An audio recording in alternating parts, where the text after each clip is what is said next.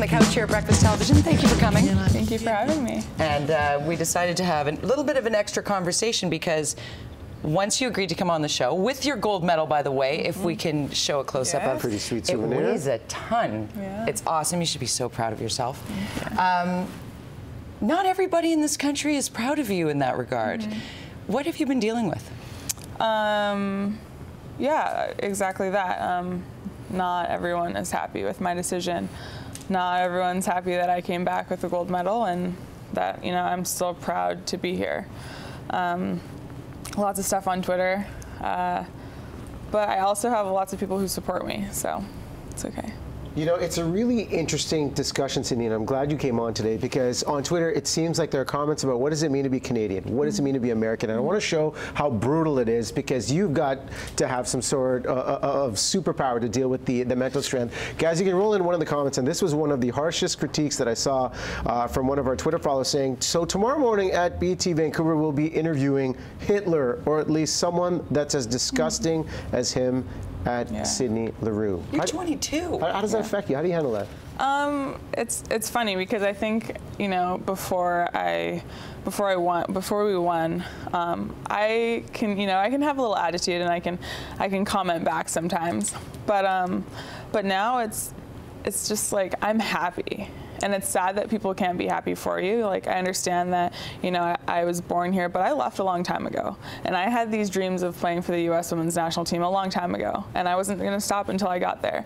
So it's like, you know, if what I hope for everyone, even if they don't like my decision, is that they get the chance to chase their dreams like I chased mine. And that is a very, very key point to this discussion because playing for the U.S. national soccer team, the women's team, is the very top of your chosen sport. It's not like being a National Hockey League player and you're born here and then you can go play for Pittsburgh and be Sidney Crosby and that's fine, then play for the Canadian national team. Right. There is no NHL level for the soccer FIFA ranked #1 gold medal winning team. You dreamt of this in 1999 and you're only 22 years old. Talk about playing in Surrey as a kid and then making the decision to go there, because it seems that is a tipping point for so many people, is that you used the system here and then went south.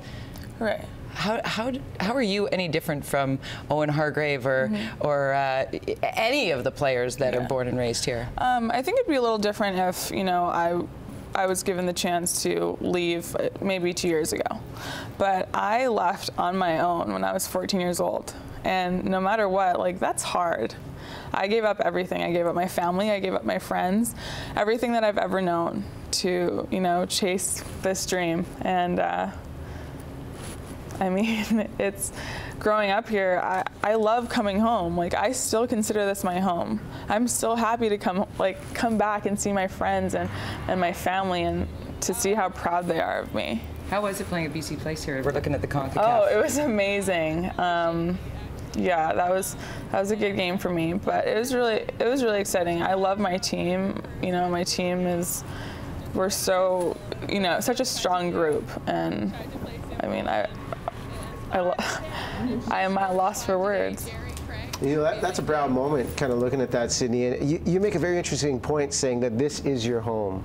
And, I mean, you have the opportunity to make such a bold choice, and I don't think there's any doubting you are a phenomenal athlete with what you accomplished. But when you look at your choice to play for the American side, do you consider yourself more Canadian, more American? And after you guys won the gold medal game, even after you defeated Canada, did any of the female players on our national team have any words for you? What was the dialogue? No, that's the thing. Like, people automatically think that we hate each other or something. Yeah. I have friends. Not necessarily yeah, I have friends on the Canadian national team that I've been friends with since I was a little girl. Yeah. So, you know, they're a great team, and Christine Sinclair, like, is one of the best players in the world to me, you know, and I look up to her, but that doesn't mean that, like, you know, there's some type of crazy hostility. Like, it's not like that. I mean, yeah, like, you know, I'm doing, you know, what I do and they do what they do, and when we see each other, it's great. Yeah. But it was a great game, and I'm happy, you know, I'm happy to come home. I'm happy about my decision. I like the idea that young women are going to garner from you the fact that you should follow your dreams even if people disagree with them. And how in reading your story and in meeting you at the CONCACAF qualifying, what I find fascinating is that you've always been the youngest on your team, and you've always been the one that sort of had to fight their way in. You know, you did leave here at 14, and then they almost didn't give you a passport to play in the U.S. There's a reason why your teammates call you Honey Badger. Yeah, I'm a fighter. I don't give up, and I learned that from my mom. You know, she never let me, you know, take no for an answer, and I mean, I didn't. So there's many people who told me that it was impossible, and that there were, you know, girls just as good as me or better. And when I was sitting on the couch and I was watching the U.S. women's national team play, and I saw those girls, and I said, that's what I want to do. I hope that there's a little girl doing the same thing. A lot of courage right here in this story. I'm telling you. And what would, last one, I know we're out of time, but what do you hope people would say to you on the street or say to your mom at work? Because the stories are just horrific right now. That I instilled hope in them, that their dreams are, you know, attainable as well, no matter how far-fetched they seem. And you know, not everyone's dreams are the same. Not everyone wants to play soccer, but it was mine, so. Sydney Leroux on the couch at BT. Hashtag sportsmanship, Michelle. Sportsmanship right there.